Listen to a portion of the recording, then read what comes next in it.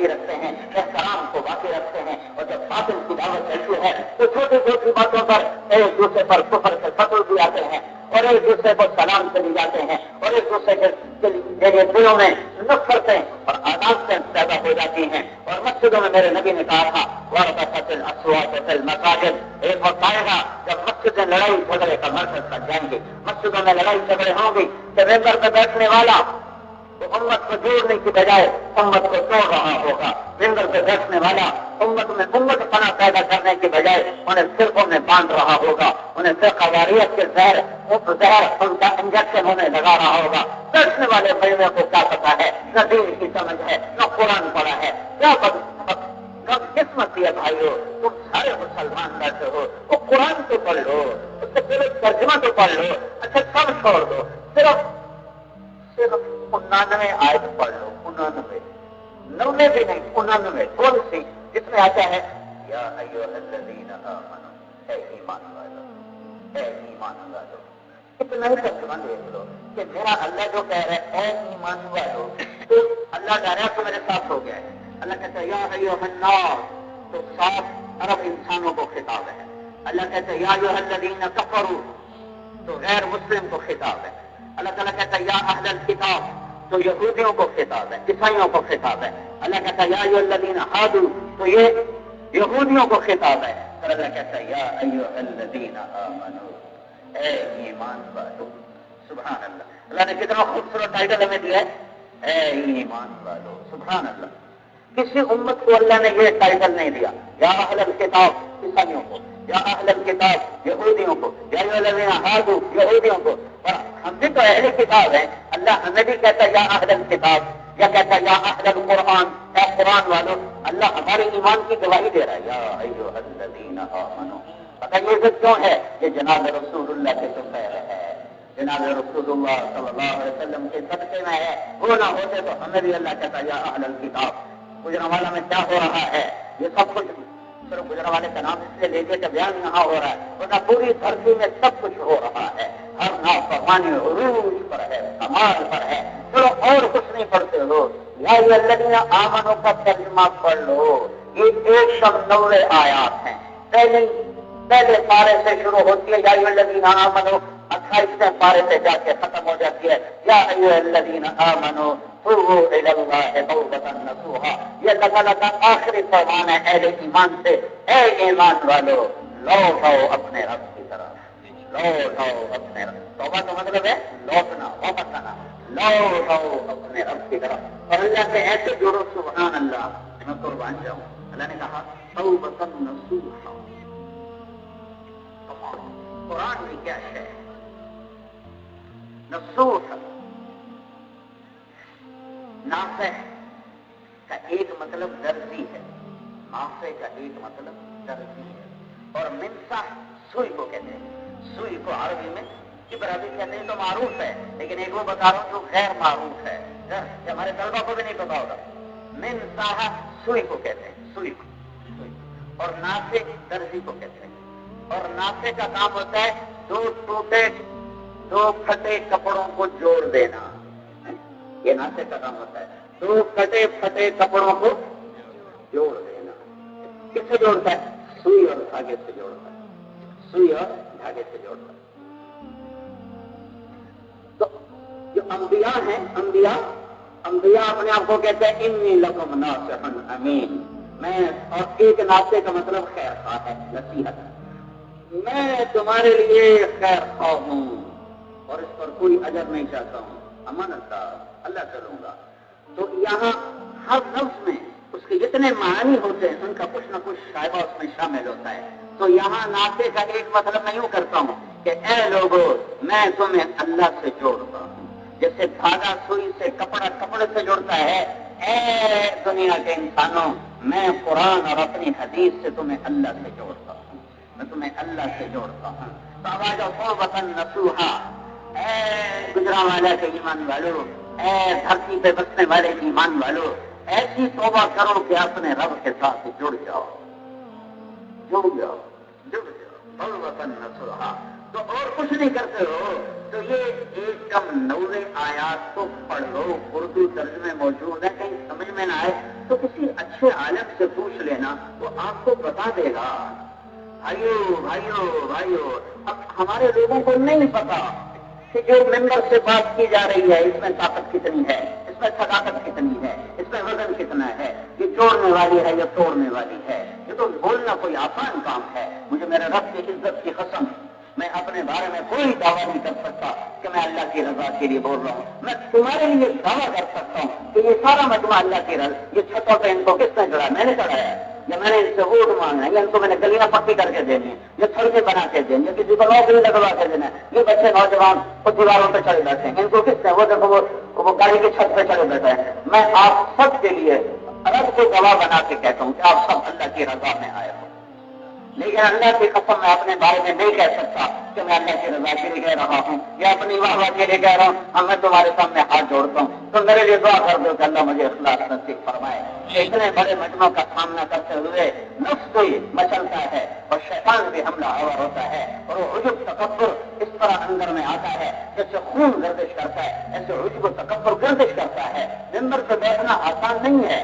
تم سے مجھ سے تو پوچھا جائے گا کہ یہ بول تیری زبان سے کیوں نکلا تھا، یہ تو نے کیوں کہا تھا، مجھے تو پوچھا جائے گا۔ آپ تو خالی سننے والے ہو، آپ کو گئے اللہ ہم تو تیری بات سننے آئے تھے، ہم تو تیرا کلام سننے آئے تھے، اور ہماری کوئی غرض ہی نہیں تھی۔ پیدل بھی آئے تھے، موٹر سائیکلوں پر بھی آئے تھے، ویگنوں پر بھی آئے تھے، سائیکلوں پر بھی آئے تھے، اور مجھ سے پوچھا جائے گا کیوں کہا تھا۔ اس جوڑے پر تیری نیت بدل گئی، یہاں تیرا مزاج بدل گیا تھا۔ میں تو تلوار کی دھار سے کھڑا ہوا ہوں، اور ہر بول سے میں نہیں، ہر بولنے والا تلوار کی دھار پر ہے۔ یہ امت کو جوڑتا ہے یا توڑتا ہے، امت بناتا ہے یا فرقے بناتا ہے، امت بناتا ہے یا گروہ بناتا ہے، امت بناتا ہے یا کھڑے بناتا ہے، امت بناتا ہے یا قوم بناتا ہے، امت بناتا ہے یا یہ صوبائیت بناتا ہے۔ میرے بھائیوں، تبلیغ کے چھوڑنے کا کوئی چھوٹا نقصان نہیں ہوا ہے۔ لٹ گئے اللہ کی قسم، ہم لٹ گئے۔ لوگ سمجھتے ہیں کہ تبلیغ ٹھیک ہے، ہو جائے تو بھی ٹھیک ہے، نہ ہو جائے تو بھی ٹھیک ہے۔ کیا ہم نہیں چاہتے کہ ہمارے بازاروں میں دیانت ہو؟ کیا ہم نہیں چاہتے ہماری بیٹی پر کوئی غلط نظر نہ ڈالے؟ کیا ہم نہیں چاہتے مجھے کوئی دھوکہ نہ دے، قتل نہ کرے، چوری نہ کرے، ڈاکہ نہ ڈالے؟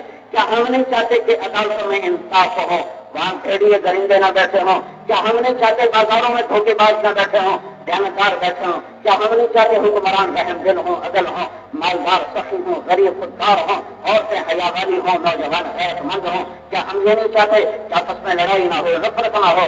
تو میرے بھائی ہو، یہ تو ہمارے اندر کی پکار ہے، لیکن جس چیز سے، جس محنت سے یہ ساری صفات وجود میں آئیں گی، وہ محنت دعوت ہے، وہ محنت تبلیغ ہے، وہ آپ کو بھی کرنی پڑے گی، مجھے بھی کرنی پڑے گی۔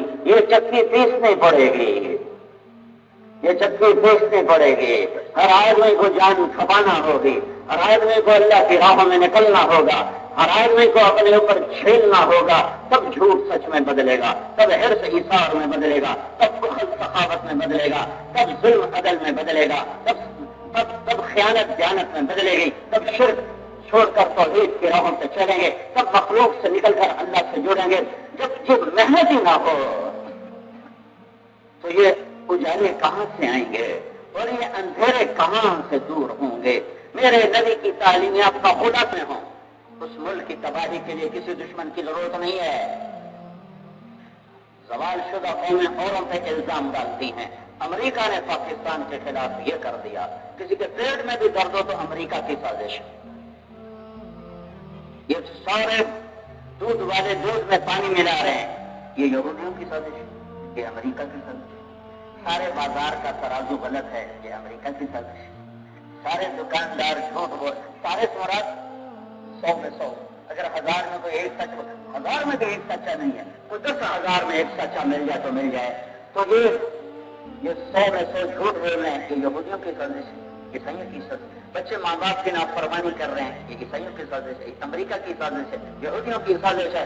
رات کو نوجوان بچے ننگے ناچ دیکھتے ہیں، یہ یہودیوں کی سازش ہے، امریکہ کی سازش ہے۔ سوچو تو صحیح میرے بھائیو، اپنے پاؤں پہ کلہاڑی مار کے کہتے ہو کہ یہ تو میرے پڑوسی کی سازش ہے۔ اپنے ہاتھوں میں گرمے لے کر اپنی کشتی کے کھٹوں میں سوراخ کر رہے ہو، اور اپنے ہاتھوں میں تیر کمان لے کر اپنی کشتی کے باغبان پھاڑ رہے ہو، پھر کہتے ہو کہ یہ تو وہ جو ساحل پہ کھڑے ہیں نا، یہ ان کی سازش ہے کہ ہماری کشتی ڈوب رہی ہے۔ ہماری کشتی ہمارے اپنے ہمارے اپنے ہاتھوں ڈوب رہی ہے، تو ادھر ادھر کی نہ بات کر، یہ بتا کے قافلہ کیوں لوٹا، مجھے راہگنوں سے گلا نہیں، تیری راہداری کا سوال ہے۔ میرے بھائیو، جب ظلم ہوگا وہاں کبھی عزت نہیں آ سکتی، اس لیے کہ مظلوم کی آہیں، مظلوم ہندو ہو، سکھ ہو، دہریہ ہو، عیسائی ہو، مشرق ہو، شرابی ہو، جواری ہو، اگر وہ مظلوم ہے تو اللہ اس کے ساتھ ہے، اور اس کے آنسو اور آہیں اللہ کے عرش کو ہلا کے رکھ دیتی ہیں۔ اور ایک سیشن جج صاحب نے مجھے فرمایا کہ مولانا، پاکستان کی عدالتوں میں جو ظلم ہو رہا ہے عدالت کے نام پر، باہر آپ اس کا تصور بھی نہیں کر سکتے۔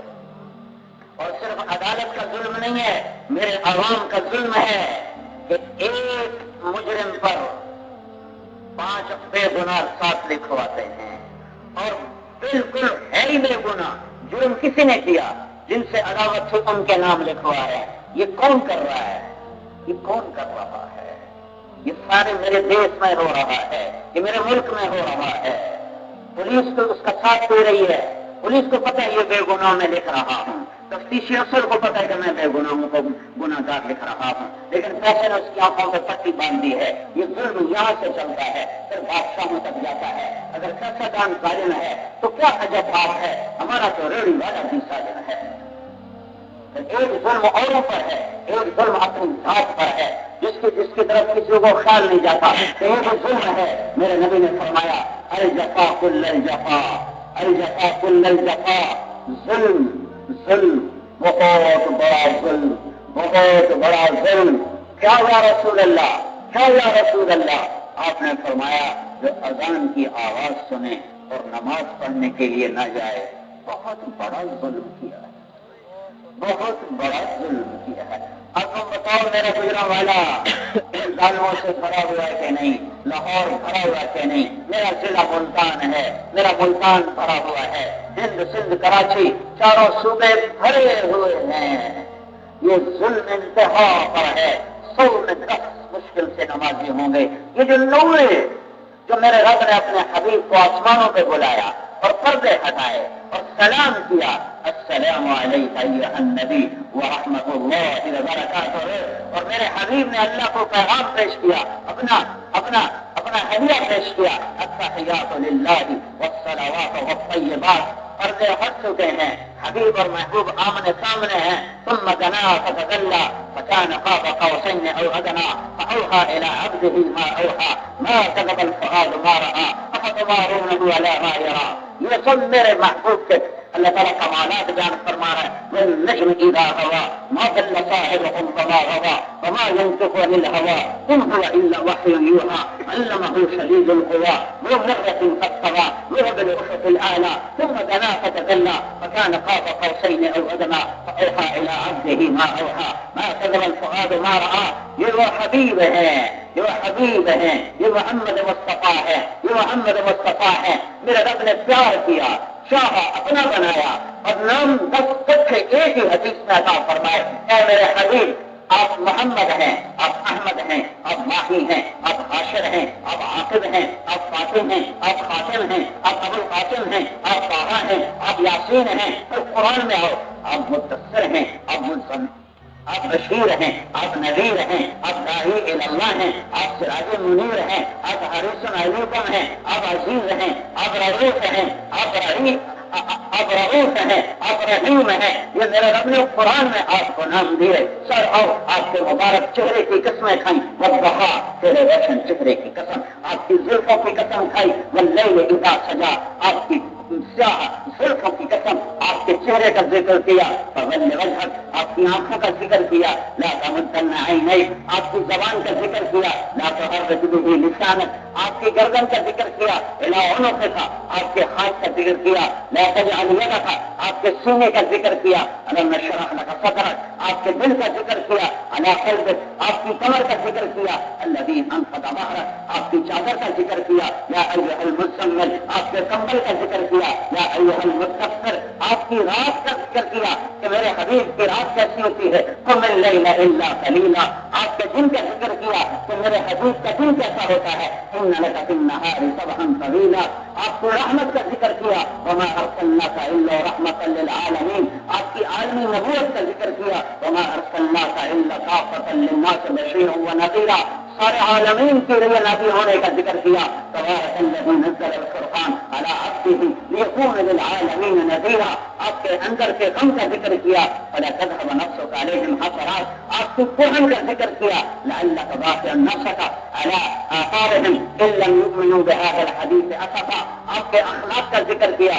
انک لعلی خلق عظیم، انک علی خلق عظیم، آپ کے اندر کی گھٹن کا ذکر کیا، وَلَقَدْ نَعْلَمُ أَنَّكَ يَضِيقُ صَدْرُكَ بِمَا يَقُولُونَ، امت پر آپ کی شفقت کا ذکر کیا، بالمؤمنین رؤوف الرحیم، بالمؤمنین رؤوف الرحیم، اللہ کے اپنے نام ہیں رؤوف الرحیم، اللہ نے اپنے ناموں میں سے دو نام اپنے حبیب کو دیے، اللہ کل کائنات کے لیے رؤوف الرحیم ہے اور میرے نبی ایمان والوں کے لیے رؤوف ہے، رحیم ہے، آپ کے سارے وجود کو قرآن میں بکھیرا، الگ الگ الگ ذکر کر کے پھر سارے وجود کو اکٹھا کیا، پھر اس کی قسم کھائی اور کہا عمرک انہم لفی سکرتہم یعمہون، مجھے تیری جان کی قسم، مجھے تیرے مبارک وجود کی قسم، مجھے تیری زندگی کی قسم، یہ وہ حبیب ہیں، یہ وہ حبیب ہیں، دینے والا اللہ اور لانے والے محمد مصطفیٰ صلی اللہ علیہ وسلم، نبیوں کے سردار، انسانوں کے سردار، جنات کے سردار، عالی حسب عالی نسب،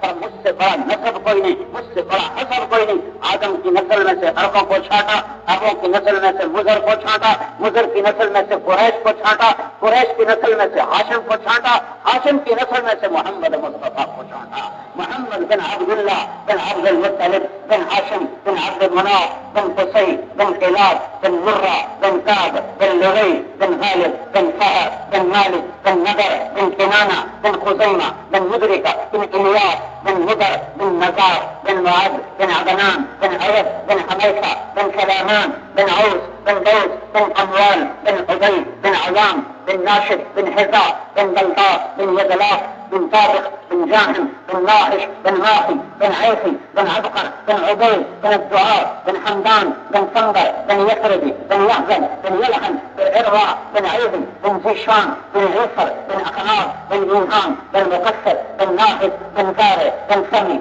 بن وزي بن عوض بن عرام بن فيدار بن إسماعيل بن إبراهيم بن عازر بن ناهور بن سروج بن غعور بن فائد بن عابر بن أرفقشار بن سام بن نوح بن لامد بن متوشالة بن إدريس بن يرد بن ملهدئين بن سينان بن عاموش بن شوس وبن آدم عليه الصلاة والسلام. سيد الكونين صلى الله عليه وسلم وأحسن منك لم تر قط عيني وأجمل منك لم تلد النساء خلقت مبرأ من كل عيب فأنك قد خلقت فما تشاء.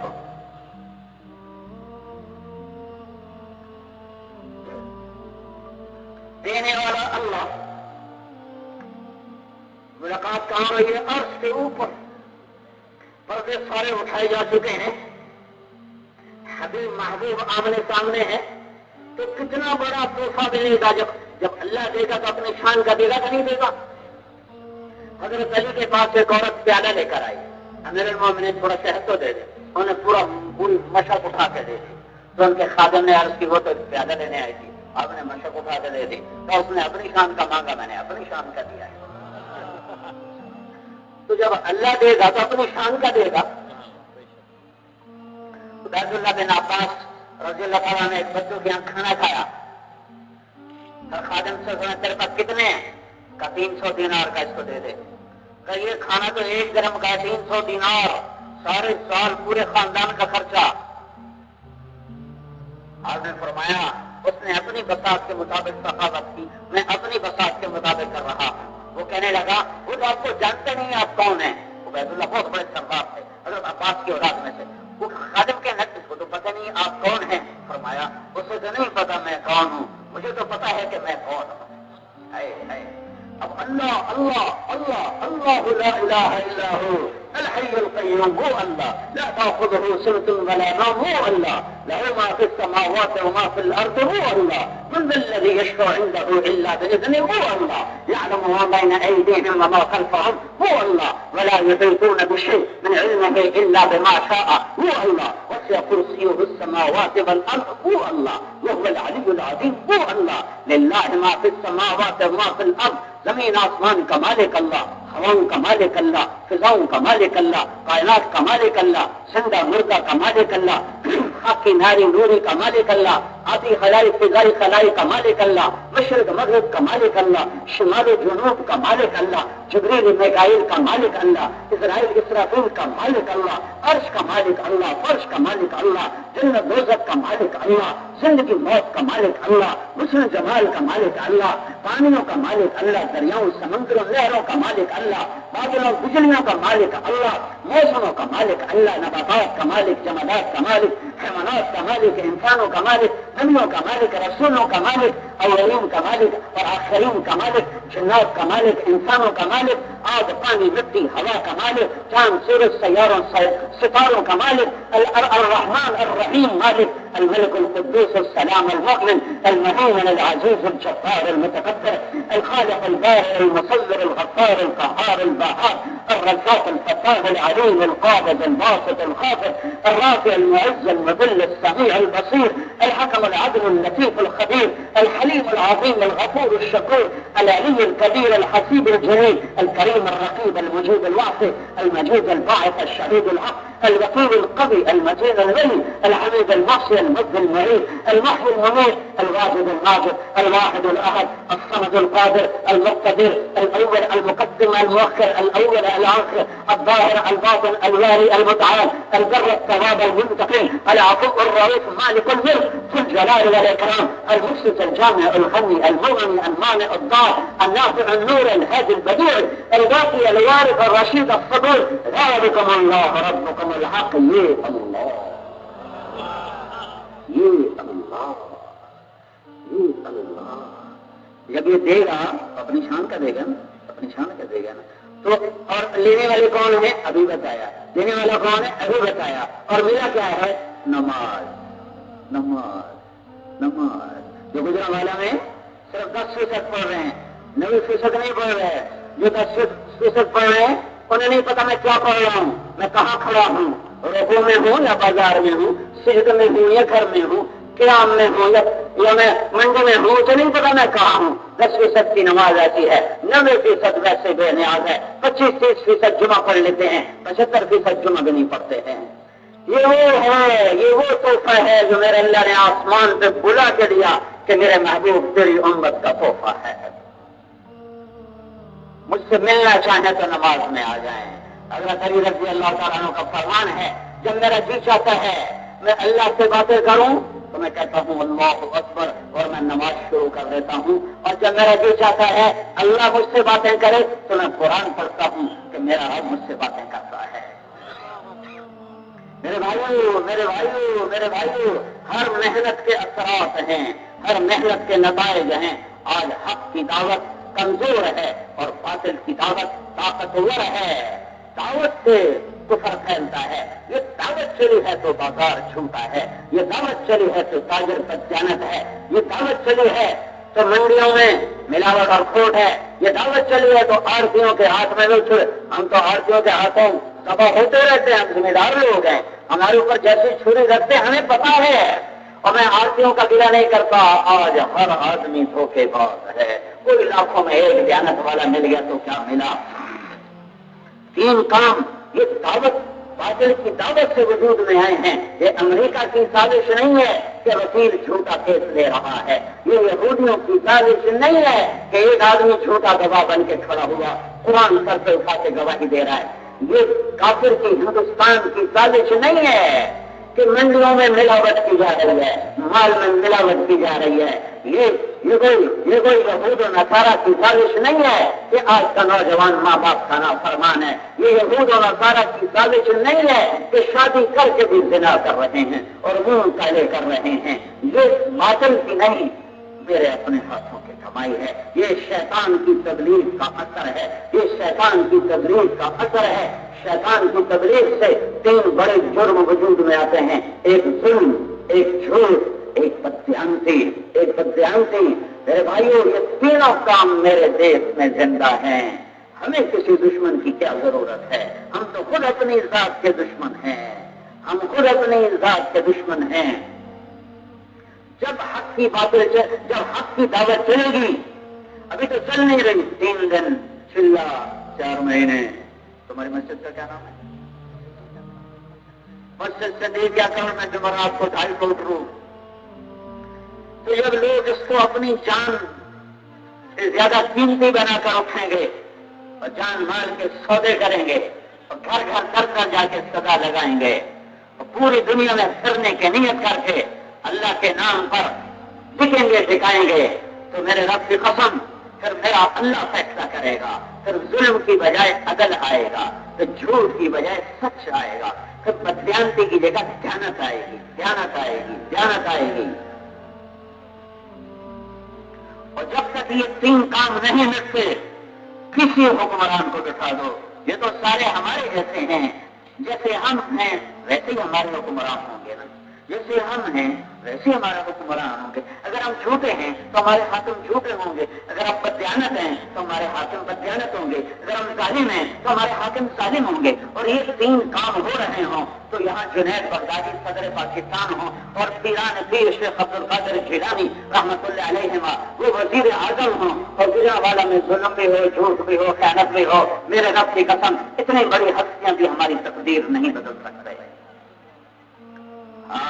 عمل سے تقدیر بدلتی ہے, عمل سے تقدیر بدلتی ہے. اگر عمر رضی اللہ عنہ زمانے میں زلزلہ آیا, کوئی روک سکتا ہے زلزلے کو؟ حتیٰ کہ اتنی ترقی ہو چکی ہے بتا بھی نہیں سکتے کہ زلزلہ آ رہا ہے. بارش کا بتا سکتے ہیں کہ آنے والی ہے, سمندری طوفان بتا دیتے ہیں کہ آنے والا ہے. زلزلے کا کوئی آلہ آج تک وجود میں نہیں آیا کہ بتا سکیں کہ زلزلہ آنے والا ہے اور آ جائے اسے روک نہیں سکتے. عمر رضی اللہ عنہ مسجد میں بیٹھے تھے, زلزلہ آیا ایک دم, تو عمر کے ہاتھ میں کوڑا اٹھایا اور یوں زمین پہ زور سے مارا. اس کو نہیں یا ارض انی عدل, اے زمین تھم جا, تمہیں پتا نہیں ہے عمر انصاف کر رہا ہے.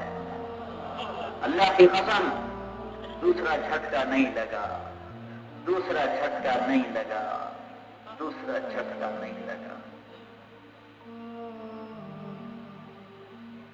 جب ہماری جیلوں میں بے گناہ قتل ذمہ لگا اور پھانسی چڑھنے کے لیے بیٹھے ہوئے ہیں, بے گناہ. ٹھہر جاؤ, کیا تیروں پر ظلم ہے؟ میں تو عادل ہوں. آیا زلزلہ رک گیا؟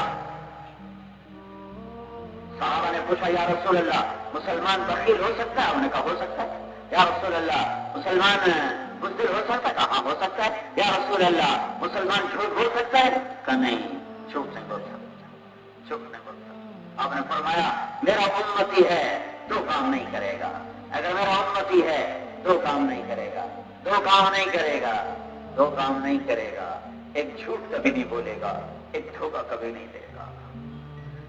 18 کروڑ میں سے کتنے ہیں جو دھوکہ نہیں دیتے, جو جھوٹ نہیں بولتے, جو ظلم نہیں کرتے؟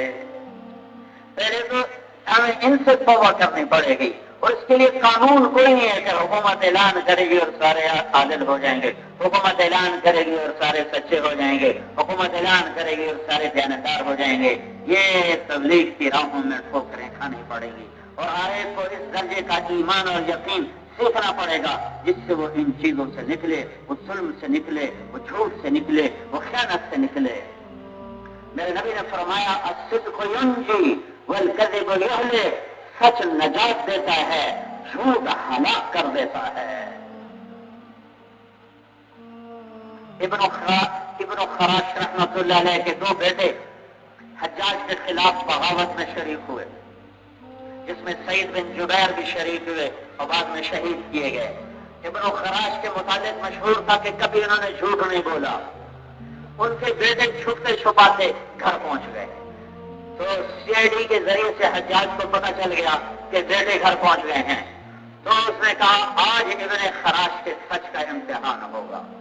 تو اس نے اس کو بلوایا، کہا بھائی وہ تیرے بیٹوں نے ہمارے خلاف بغاوت کی تھی، پھر وہ بھاگ گئے تھے، تو کوئی ان کی خیر خبر ہے؟ تو انہوں نے فرمایا امیر زندگی موت تو اللہ کے ہاتھ میں ہے، میرے گھر آئے بیٹھے، گھر موجود ہے. تو حجاج نے کہا تیرے سچ پر تیرے بیٹے تجھے ہدیہ کرتا ہوں، تیرے بیٹے تجھے ہدیہ کرتا ہوں، ہدیہ کرتا ہوں. آپ تشریف لے جا رہے تھے تو آپ کو آواز آئی یا رسول اللہ. تو آپ نے کیوں دیکھا تو کوئی نظر نہیں آیا، پھر آواز آئی یا رسول اللہ. پھر آپ نے غور کیا تو ایک ہرنی آپ کو پکار رہی ہے، وہ اس کے گلے میں رسی تھی اور بندھی ہوئی تھی چارپائی کے ساتھ. تو آپ اس کے قریب تشریف لے گئے، کہنے کے یا رسول اللہ آپ کا صحابی مجھے پکڑ کے لایا ہے، میں اللہ کی تقدیر پہ راضی ہوں، مطلب یعنی ذبح کی جاؤں گی تو، لیکن میرے چھوٹے چھوٹے بچے ہیں بھوکے بیٹھے ہیں، اگر آپ مجھے چھوڑ دیں میں ان کو دودھ پلا کے پھر واپس آ جاؤں. آپ نے فرمایا اگر تو واپس آئی تو پھر تو میری امانت میری تو ہے نہیں، امانت ہے کسی کی. تو اس نے کہا اگر میں واپس آؤں تو اللہ مجھے جہنم میں ڈال. تو آپ نے اس کی رسی کھول دی اور اس کو چھوڑ دی اور خود وہیں میں بیٹھ گئے، کیونکہ پرائی چیز ہے، بغیر اجازت کے تو نہیں اس پہ حق بنتا کسی کا. تو آپ بیٹھ گئے. کچھ دیر گزری تو آپ نے دیکھا وہ ہرنی پہاڑ سے اترتی نیچے آ رہی تھی اور آ کر اس نے سر پھٹا دیا یا رسول اللہ میں حاضر ہو گئی ہوں، میں اللہ کی تقدیر سے راضی. تو آپ نے اس کو رسی سے پھر باندھ دیا اور پھر ادھر ہی بیٹھ کے چادر ادھر ہی بیٹھے رہے. رحمت للعالمین، صرف آپ انسانوں کے لیے رحمت نہیں، اب جانوروں کے لیے بھی رحمت. ایک اونٹ آیا دوڑتا آ کر آپ کے پاؤں میں گر گیا اور بک کرنے لگا، رونے لگا، آنکھوں میں آنسو آ گئے. تو آپ نے فرمایا یہ اونٹ آیا میرے پاس، مجھے کہہ رہا ہے یا رسول اللہ جب میں جوان تھا تو میرا مالک مجھ سے کام لیتا رہا، اب میں بھوکا ہو گیا تو مجھے ذبح کرنا چاہتا ہے، میری جان بچائے. تو پیچھے اس کا مالک بھی پہنچ گئے، وہ رسی توڑا کے بھاگا تھا. آپ نے فرمایا بھائی یہ اونٹ مجھے ہدیہ کرتے ہوئے نہیں کرتا ہوں، سجا تو آزاد ہے. تو میرے نبی جانوروں کے لیے بھی رحمت، انسانوں کے لیے بھی رحمت. تو وہیں بیٹھ گئے اور چلے جاتے، ذبح ہونی ہو جائے. جانور کا ذبح کرنا تو اس کا استعمال ہی اسی لیے. تو وہ صحابی آئے دیر سے بعد، انہوں نے دیکھا کہ اللہ کے حبیب بیٹھے ہوئے. تو نے کہا یا رسول اللہ خیریت آپ کیسے بیٹھے ہیں؟ کہ میرا ایک کام ہے. کہ جی کیا؟ کہ یہ ہرنی مجھے ہدیہ کر دو.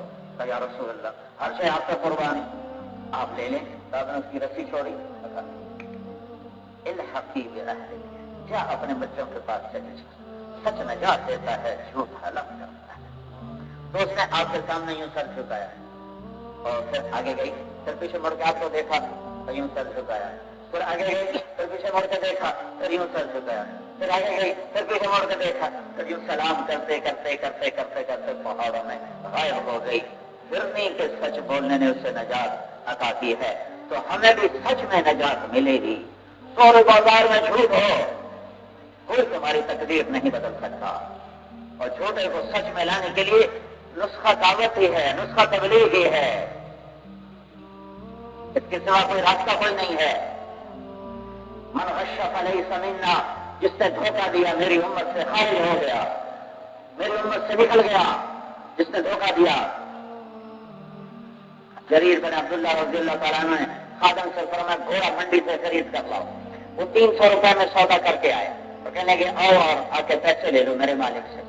جب وہ گھوڑا آیا تو انہوں نے دیکھا تو گھوڑے کی قیمت زیادہ تھی، مالک کو پتہ نہیں تھا اپنے گھوڑے کی قیمت کا خود. تو وہ فرمانے لگے حضرت جریر کیوں ہے تجھے 400 دے دوں، تمہیں کوئی اعتراض ہے؟ کہنے لگا نہیں. 500 دے دوں؟ ٹھیک ہے. 600 دے دوں؟ وہ بھی ٹھیک ہے. 700 دے دوں؟ وہ چپ ہو گیا کہ پتہ نہیں لینڈ لگا کہ حادثہ کر رہا. پھر کہنے لگے 800 دے دوں؟ وہ کہنے لگا جی میں تو 300 سے بھی راضی ہوں، مجھے 500 کیڑی گل بتایا. فرمانے لگے اس کو 800 دے دو تھوڑا بات. وہ تو پٹھی شلانگا لگ گیا. تو جب وہ چلا گیا تو نوکر نے پوچھا یہ 500 کس خوشی میں دیا ہے، کس خوشی میں دیا؟ فرمانے لگے اس کا گھوڑا 800 کا تھا، 300 کا نہیں تھا. اسے خود نہیں پتا تھا میرے گھوڑے کی قیمت کیا ہے. اگر میں 300 میں رکھتا تو یہ دھوکہ ہوتا، اور میں نے اللہ کے محبوب کے ہاتھوں میں ہاتھ دے کر وعدہ کیا تھا جب تک زندہ رہوں گا کسی کو دھوکہ نہیں دوں گا. خیر خائی چاہتا اگر گجرا والے کا تاجر ہوتا تو 300 میں کہتا کہ 50 اور چھٹو نہ کرا تو تجھے ڈھیر ہی مول لا لیا 50 اور چھٹو نہ بادشاہ اس سے 250 کروا کے ہی لاتا پھر بیوی کو کہتا آج بڑی چھری رکھی ہے وہ کہتی چنگا کی کل اور رکھی بیویاں بھی ساتھ شریک ہیں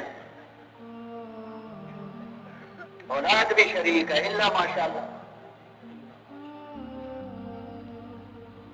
تو میرے بھائیو دعوت کی محنت سے حق زندہ ہوتا ہے حق کی دعوت سے حق زندہ ہوتا ہے باطل کی دعوت سے باطل زندہ ہوتا ہے نہ نبیوں نے ڈنڈے سے کلمہ پڑھایا نہ شیطان نے ڈنڈے سے پتھر کے آگے جھکایا نہ نبیوں نے ڈنڈے سے نماز پڑھائی نہ شیطان نے ڈنڈے سے نماز سے ہٹایا نہ نبیوں نے ڈنڈے سے روزہ رکھایا نہ شیطان نے ڈنڈے سے روزے سے ہٹایا نہ نبیوں نے ڈنڈے سے سچ بلوایا نہ شیطان نے ڈنڈے سے سچ بلوایا نہ نبیوں نے ڈنڈے سے پاک دامنی پہ کھڑا کیا اور نہ ڈنڈے سے شیطان نے زنا کروایا صرف دعوت سے ہے دعوت سے ہے دعوت سے ہے اب قرآن سے سنو اللہ کا نبی نوح علیہ السلام پہلے دائی وہ کہہ رہا رب انی دعوت قومی لیلا ونہارا اے میرے رب میں نے دن رات دعوت دی دعوت کس کی دعوت دی حق کی دعوت دی شیطان کی سنو شیطان بھی مبلغ انبیاء بھی مبلغ شیطان کہہ رہا ہے ما کان لی علیکم من سلطان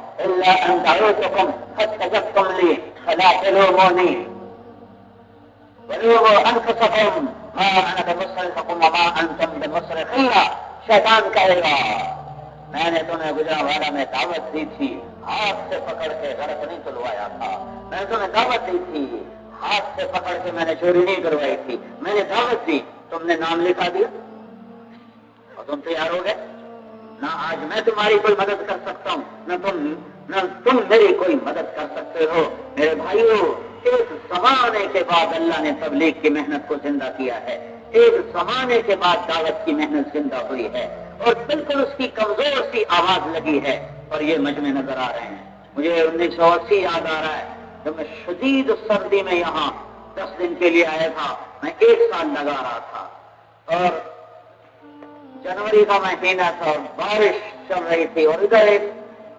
پھاٹک سا ہوتا تھا جس کے قریب تمہارا مرکز ہوتا تھا مکی مسجد چھوٹی سی مسجد تو اس دن جمعرات کو 10 دن ہم نے کام کیا پھر جمعرات کو میرا بیان ہوا تو 50 آدمی بیٹھے ہوئے تھے 50 آج پتہ نہیں 50,000 ہیں یا کتنے اللہ ہی جانتا دور تک تو نظر نہیں آ رہے تو اللہ نے کمزور آواز اٹھائی اور اس کو اٹھاتے کچھ اللہ نے دنیا کے آخری کناروں تک پہنچایا پھر ہی مشرق میں دنیا کا آخری کنارہ ہے آخری وہاں سے دن شروع ہوتا ہے وہاں سے ٹائم شروع ہوتا ہے وہاں پہ ایک آگے جزیرہ ہے جس کا نام ہے سبیونی جہاں سے پہلی صبح نکلتی ہے اور سورج کی پہلی کرن جہاں پہ پڑتی ہے اور جہاں سے ٹائم شروع ہوتا ہے وہاں ایک لائن ہے ڈیٹ لائن اسے کہتے ہیں کہ ساری زندگی سفر کیا ہے لیکن وہاں عجب نظارہ دیکھا ہے کہ اس جزیرے میں میں پہنچا تو اس کے آدھے حصے میں پیر کا دن تھا اور دوسرے آدھے حصے میں منگل کا دن تھا آدھے میں پیر آدھے میں منگل تو یہ زمین کو جغرافیائی لحاظ سے 180 ڈگری میں تقسیم کیا ہے تو 180 ڈگری کا جو خط ہے وہ سارا پانی میں چلتا ہے سمندر میں پھر انٹارکٹیکا میں چلتا ہے اور آباد جگہ میں صرف فیجی کے جزیرہ سبیونی سے گزرتا ہے باقی سارا پانی یہ انٹارکٹیکا میں چلتا ہے تو وہاں سے وہ زمین وہ اس جزیرے کو 2 حصوں میں تقسیم کرتا ہے وہ ایک مفروضہ ہے نظر نہیں آتا لیکن جہاں سے وہ گزرتا ہے وہاں 2 تختیاں لگی ہوئی ہیں ادھر لکھا ہوا ہے یسٹرڈے ادھر لکھا ہوا ہے ٹوڈے ادھر لکھا ہوا کل ادھر لکھا ہوا ہے آج تو وہاں سے جو اس طرف جدھر ایئرپورٹ تھا وہاں پیر کا دن تھا اور اس این جگہ پہ پہنچے جہاں وہ خط گزرتا ہے تو اس کے دوسری طرف منگل کا دن تھا تو میں وہ دونوں تختیوں کے نا درمیان میں کھڑا ہو گیا ایک پیر میں نے ادھر کر لیا ایک میں نے ادھر کر دیا میں کہا لو بھائی لوگ آگے ماضی واپس نہیں آ سکتے آج میں لے کے واپس آ گیا اے سوار سے اے منگل دنیا کو آخری کہا میں نے اثر کی اذان دی تو ساتھیوں نے کہا جو مقامی ساتھی تھے مولانا آپ نے دھرتی کی پہلی اثر کی اذان دی ہے کیونکہ سب سے پہلے یہاں اثر کا وقت داخل ہوتا ہے پھر آگے چلتا ہے تو جب میں وہاں مسجد میں گیا تو وہاں جماعت بیٹھی ہوئی، یہ تمہیں بتانا 200 گھر ہیں مسلمانوں کے اور تبلیغ کا کام وہاں بھی ہو رہا ہے، اور وہاں ایک بوڑھے گھروں نے مجھے ایسے جفی ڈال لی، وہ بڑے خوش میں نے آپ سے ملاقات کی فیصلہ آباد میں نے کہا وہ کہوں آئے تھے، دین چلی لگانے گیا تھا، میں نے کہا کہاں گئے؟ ادھر کا ہی یہی رہتا ہوں۔ کعبۃ اللہ نے وہاں بھی پہنچائی ہوئی، وہ فیجی سے آگے 1.25 گھنٹے کی فلائٹ ہے، جہاز چھوٹا جہاز جاتا ہے 16 سیٹر 15 سیٹر، وہ بڑا جہاز ہو تو آدھے گھنٹے میں پہنچ جائے، چھوٹا جہاز ہوتا تو تقریباً وہ 1 گھنٹہ لیتا ہے 1.25 گھنٹہ لیتا ہے۔ تو اللہ تعالیٰ نے آخری کناروں تک اس دعوت کی پکار کو پہنچایا، اور وہاں جماعت بیٹھی ہوئی تھی، اور پتہ چلا کہ یہاں ٹیسٹ بھی ہوتا ہے، 3 دن کی جماعتیں بھی نکلتی ہیں، چلے کئی نوجوان بھی نکلتے ہیں، 200 گھر مسلمانوں کے ہیں، اور زیادہ تر سب کا پیشہ وہاں مچھلیاں پکڑنا ہے۔ وہاں مچھلی بہت اعلیٰ قسم کی اللہ نے رکھی ہے اور بہت قیمت اس کی لگتی ہے، تو وہاں کے سارے مسلمان تقریباً سارے خوشحال ہیں۔ تو یہ بھائیو ایک چھوٹی سی مسجد سے ایک آواز اٹھی، اور اپنے ملک میں یہ مجمع اللہ نے دکھائے، اور میں چشمدید ہوں 6 بر اعظم میں اللہ تعالیٰ نے اس محنت کو پہنچایا ہے، اور نوجوانوں کی زندگیاں بدلی ہیں، اور دنیا کے ہر شعبے سے انسانوں کی زندگیاں بدلی ہیں۔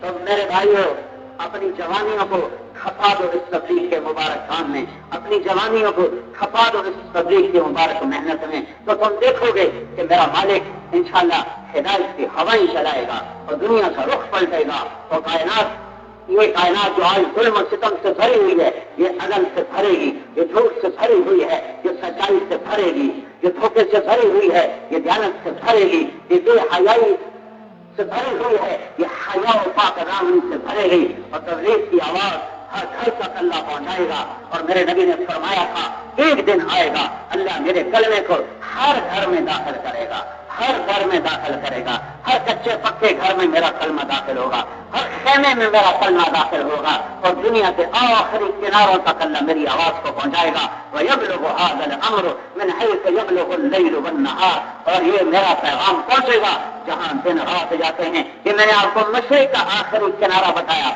پھر ہم ناروے گئے تو وہاں شمال کا آخری کنارہ ہے، اس کے اوپر جا کر وہ آ جاتا ہے، وہ شمال اس کو نارتھ پول اوپر آ جاتا ہے، وہاں جا کر زمین ختم ہوتی ہے اور آگے پانی ہے اور آگے نارتھ پول ہے۔ تو ہم ناروے میں تھے تو میں نے مقامی دوستوں سے کہا میں نے وہاں جانا ہے، کہنے کے بعد تو ہم کبھی نہیں گئے، تم کیا کرو گے؟ بہت مشکل سفر ہے، 2 گھنٹے کا جہاز ہے، 5 گھنٹے کا موٹر کا سفر ہے۔ میں نے کہا وہاں جا کے اذان دوں گا، نماز پڑھوں گا اور کچھ نہیں کرنا، دیکھنا کیا ہے دنیا بہت، لیکن یہ چاہتا ہوں کہ میرے نبی نے فرمایا تھا کہ ایک دن آئے گا دنیا کے آخری کنارے تک میری آواز پہنچے گی، میں آخری کنارے پر آواز لگانا چاہتا ہوں۔ وہ مقامیوں کو بڑی مشکل سے تیار کیا، میں ڈھیلا ڈھالا تبلیغ والا ادھر ادھر بھی چلا جاتا ہوں۔ مولانا سعید خان صاحب رحمۃ اللہ کو دیکھا تھا، ان کے ساتھ بڑے سفر کیے، کوئی دیکھنے کی جگہ ہوتی تھی خود ہی ہمیں لے کے جاتے تھے، کئیوں کو زیادہ تبلیغ چڑھ جاتی، ہم یہاں پر سیر کرنے نہیں، ہمیں تبلیغ کرنے آئے تو وہ زیادہ چڑھ جاتے، تو کلسیر فی الارض، پھر وہ زمین میرے رب، اپنے رب کی زمین دیکھو۔ تو ہم وہاں سے گئے، 2 گھنٹے کا جہاز لیا، آخری شہر ہے وہاں کا آلفا، آخری شہر، آپ حیران ہو، وہاں 2 مہینے سورج نکلتا نہیں، دسمبر نومبر، اور 2 مہینے سورج ڈوبتا نہیں، جون جولائی، آخری شہر ہے، 10-12 ہزار کی آبادی تھا، اس مسجد میں تبلیغ کا کام ہو رہا، 3 دن کی جماعتیں نکلتی، 2 گشت ہوتے تھے، چلنے کے لیے کون کر رہا ہے؟ صومالیہ کے مسلمان ہجرت کر کے جو دنیا میں بکھرے، تو وہ وہاں آباد ہیں، وہ وہاں دعوت کا کام کر رہے ہیں۔ پھر وہاں سے ہم نے 4-4.5 گھنٹے کا سفر کیا، 8 کلومیٹر کی سرنگوں میں سے گزرے، ایسے پہاڑ 8 کلومیٹر کی سرنگیں، ان میں سے گزر یہ وہ 4 اگست تھا، سورج کچھ دیر کے لیے ڈوبنا شروع ہو گیا تھا، 1 اگست سے سورج ڈوبنا شروع ہو جاتا، سورج ڈوبنا شروع ہو گیا تھا۔ تو ہم وہاں پہنچے، ایک گاؤں تھا، آخری گاؤں دنیا کا، شمال میں آخری گاؤں، 1.5-2 ہزار کی آبادی، اس میں 10 مسلمان رہتے تھے، جو پہلا مسلمان ملا اس کے 10 دن تبلیغ میں لگے ہوئے تھے۔ کہاں پہنچے؟ وہی ہمارا رہبر بنا، وہ اس نے ہمیں ہوٹل پہنچایا، وہاں چونکہ نہ کوئی مسجد ہے اور نہ کوئی گھر ہے ایسے، تو ہوٹل میں ہم نے 3-4 کمرے لیے، پوری جماعت، تو ہم نے 3-4 کمرے لیے، اور پھر وہاں سے آگے پونا گھنٹے کا پھر سفر ہے، جہاں جا کر وہ زمین ختم ہوتی ہے اور سمندر آتا ہے اور نارتھ پول پہ جا کے وہ مل جاتا ہے۔ تو میں زندگی میں 2 دفعہ مخلوق کو دیکھ کر میرے اوپر ہیبت طاری ہوئی ہے، زندگی میں 2 دفعہ، ایک دفعہ ہمالیہ پہاڑ کو دیکھ کر اور ایک دفعہ وہ شمالی کنارہ دیکھ کر۔ ہم جہاز میں تھے، بنگلہ دیش جا رہے تھے، کھٹمنڈو سے CIA اڑا تو کیپٹن نے اعلان کیا کہ آپ سب جہاز کے مسافر بڑے خوش قسمت ہیں کہ آج ہمالیہ پہاڑ کی چوٹی ننگی ہے، یہ پورے سال میں ڈھکا رہتا ہے، پورے سال میں صرف 10-12 دن کے لیے اس کی چوٹی نظر آتی ہے، ورنہ یہ ڈھکا رہتا ہے، آج اس کی چوٹی ننگی ہے، آپ سب دیکھیں۔ تو میں ادھر بیٹھا تھا، وہ ادھر تھا، تو میں بھاگ کے گیا تو میں یوں ہوا ہے، ایسی میرے اوپر ہیبت طاری ہوئی کہ میرے رب، جب تیرا کیل ایٹا بن رہا ہے تو آپ کتنا بٹا ہونا تھا، مگر میں نے پہاڑوں کو کیل بنا دیا۔ وجعلنا والجبال اوتادا ألم نجعل الأرض مهادا وخلقناكم أزواجا وجعلنا نومكم سباتا وجعلنا الليل لباسا ألم نجعل الأرض مهادا والجبال أوتادا والجبال أرساها۔ میں نے پہاڑوں کو کیل بنا کر ٹھوک دیا۔ پہاڑ کو دیکھ کر میرے اوپر ایسی ہیبت طاری ہوئی اللہ تعالیٰ کی کہ میرے رب تو کتنا بڑا ہے، جب یہ اتنی بڑی بلا ہے۔ اور دوسری دفعہ جب میں اس آخری کنارے پہنچا تو اس منظر کو دیکھ کر میرے اوپر اللہ کی ہیبت طاری ہوئی کہ جس رب نے یہ بنایا ہے وہ رب کیسا ہوگا۔ تو شدید ٹھنڈی ہوا، سینہ چیرتی ہوئی، اگست کا مہینہ، اور سورج ڈوب چکا تھا، جب کوئی سورج آ کر ڈوبا رات کے 12:30 بجے کے قریب جا کر سورج ڈوبا، رات کے 12:30 بجے، تو اور رات کے ٹوٹل 20 منٹ تو چوتھے میں سمندر کے کنارے ریلنگ تھی، وہاں ٹیک لگا کے میں نے اذان دی، وہاں پوری دنیا کا گلوب بنا ہوا ہے، یہ نشانی کی یہاں دنیا ختم ہو رہی، تو میں نے وہاں اذان دی۔ پھر وہاں باہر تو کھڑے ہونے کی ہمت نہیں ہے، تو وہاں 2 ہال بنے ہوئے ٹورسٹ کے لیے وہ گرم ہوتے ہیں، پھر وہاں سے ہم آگے اور جا کر ہم مسجد میں ہال میں پہنچے۔ پھر یہ میرے پاس گھڑی ہے جس سے قبلے کا رخ معلوم کیا جاتا ہے، تو چاند نظر آ رہا تھا، تو چاند کو دیکھ کر میں نے قبلہ سیٹ کیا، اور زندگی کا پہلا انوکھا تجربہ، سفر میں 2 نمازیں اکٹھی کرنے کا اجازت ہے، کچھ کے نزدیک حقیقت، کچھ کے نزدیک صورتاً 2 نمازیں اکٹھی، لیکن 3 نمازیں تو کوئی بھی اکٹھی نہیں پڑھ سکتا، لیکن ہم نے 3 نمازیں اکٹھی پڑھی۔ زندگی کا نیا تجربہ، مغرب بھی پڑھی، عشاء بھی پڑھی، فجر بھی پڑھی، کیونکہ رات تھی 20 منٹ کی، 20 منٹ کی رات میں مغرب بھی پڑھنی ہے، عشاء بھی پڑھنی ہے، فجر بھی پڑھنی ہے، رات ہی 20 منٹ کی، تو اذان دے کر جلدی سے مغرب پڑھی، پھر عشاء کی اذان میں دی، اتنے وہ جلدی چڑھی ہوئی تھی نا کہ سورج شریف باہر نہ آ جائے، تو جلدی سے عشاء پڑھی۔ پھر میں نے کہا کہ امام شافعی کے فتوے سے عمل کرو، 1 وتر پڑھو، 3 نہیں پڑھو، 1 پڑھو، پتہ نہیں مجھے سورج باہر نہ آ جا رہے، ہم نے 1 وتر پڑھی۔ پھر میں نے اٹھ کے فجر کی اذان میں جلدی میں نے کہا جلدی سنتیں پڑھو، سنتیں پڑھی، پھر ولا سرینا آتینا سے میں نے فجر پڑھی، اور اس کے بعد میں نے تھوڑا سا بیان کیا سورہ شریف نے کہا السلام علیکم۔ 3 نمازیں اکٹھی پڑھنے کا زندگی میں انوکھا تجربہ ہوا۔ تو میں نے کہا تب میرا یہی شوق تھا کہ میں یہاں پہنچ کر کہوں اللہ اکبر اللہ اکبر۔